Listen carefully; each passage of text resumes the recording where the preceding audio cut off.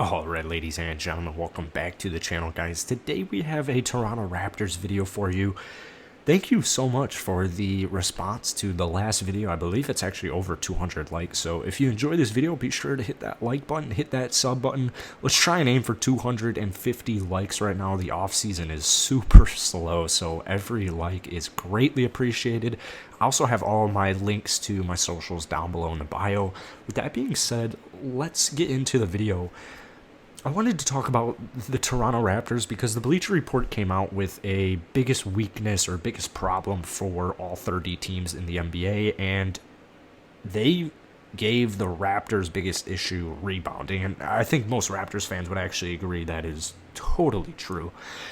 With that being said, if you guys enjoy the format of this video, be sure to let me know if clips are really that big of a deal.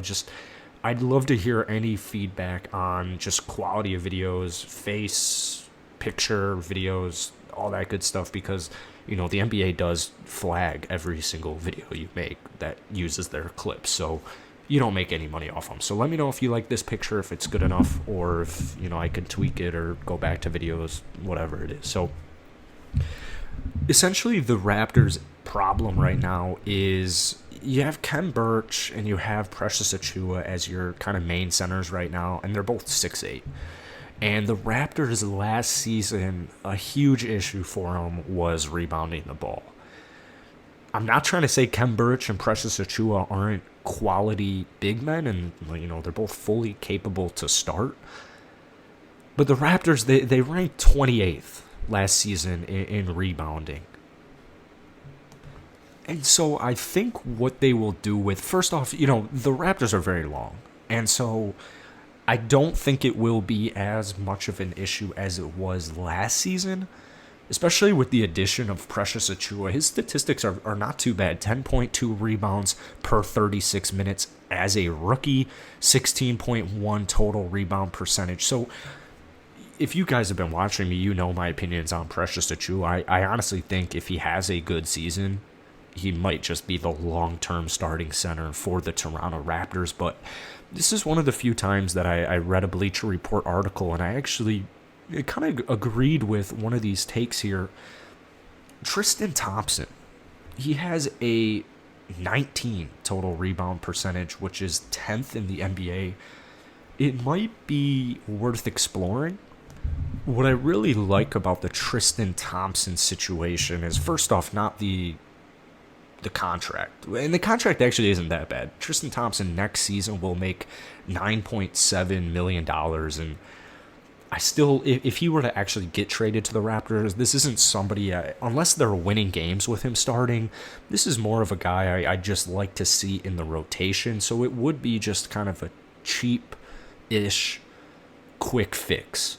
And if the Raptors are actually contending next season, I think making a move for a proven, experienced championship big man like Tristan Thompson would do wonders. And if Tristan Thompson were on a bigger contract, or if his contract was more than 1 year, I would definitely probably kibosh the idea, just because, he's 30 years old and offensively he doesn't really provide too much. However, he's long, and he's big, and he's on an expiring contract. So a guy like Tristan Thompson, he might literally be perfect, because in Sacramento, they have a ton of big men right now. They've got a ton of guards as well, but they have a ton of big men.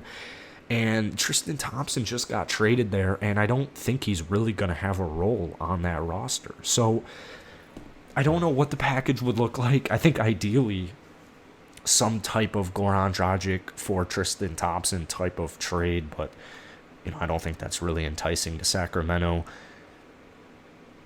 I don't know what the package would consist of, but I do agree with, one way or the other, rebounding is an issue for the two 6'8" centers. And, you do have Pascal Siakam, you do have Chris Boucher, and those are two good rebounders right there. And didn't see too much Pascal last season with some injuries. Same thing goes with Chris Boucher. So, like I said, I don't think they'll be nearly as bad rebounding the ball next season. But I do think exploring a possibility for trading Tristan Thompson. I don't want the Raptors to give up any young assets for him. Honestly, even draft compensation. I'm talking second-round picks here. So unless the price was right, that's when I'd be a little bit more inclined. Because at the same time, if the Raptors aren't competing for a championship next, or if they're not competing for a playoff spot even next year, I don't see an issue in, let's see what Ken Birch is about. Let's see what Precious Achiuwa is about. Because, like I said, Tristan Thompson isn't going to be a long-term solution. Precious Achiuwa actually has a good rebounding rate. So I can totally understand if you have the opinion of let's not trade for Tristan Thompson because I want to see Precious Achiuwa. I want to see Ken Birch. Can Ken Birch be a long-term solution? Can Precious Achiuwa be a long-term solution? So I think it is just an interesting trade if, say, the Raptors are around that 4 to 5 seed at some point in the year. They're towards the last in rebounding, and it's like, hey, this Raptors team, they could make a playoff run.